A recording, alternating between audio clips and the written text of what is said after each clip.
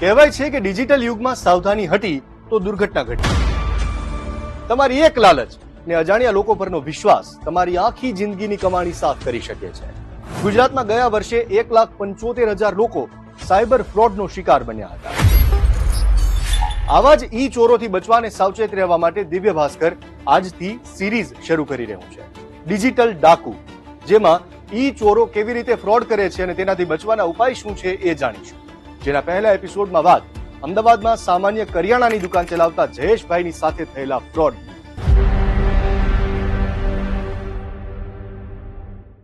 13 December 2024, 2 વર્ષ પહેલાની વાત છે. અમદાવાદના વાસણામાં જયેશભાઈ દેસાઈ રાબેતા મુજબ કરિયાણાની દુકાન ખોલી. ગ્રાહકોની અવરજવર શરૂ થઈ. એ બીજી તરફ ઇસ્ત્રી ટાઈટ કપડામાં 2 લોકો દુકાને આવ્યા અને બોલ્યા, સાહેબ, અમે પેટીએમ ના અધિકારીઓ છીએ. સાઉન્ડ બોક્સનો ચાર્જ ₹99 થી હવે ₹1 કરી દેવાયો છે. તમારે આ સ્કીમનો લાભ લેવો હોય તો ડેબિટ કાર્ડથી લઈ શકો છો. જયેશભાઈ પાસે ડેબિટ કાર્ડ નહોતું એટલે અધિકારી બનીને આવેલા બ્રિજેશ પટેલ અને ગોવિંદ ખટીકે તેમને વિશ્વાસમાં લઈને ઓનલાઈન અરજી કરી ડેબિટ કાર્ડ મંગાવ્યું. કાર્ડ કુરિયરથી આવ્યું ને અસલી ખેલ શરૂ થયો. બ્રિજેશ અને ગોવિંદ બંને પાછા દુકાને આવ્યા.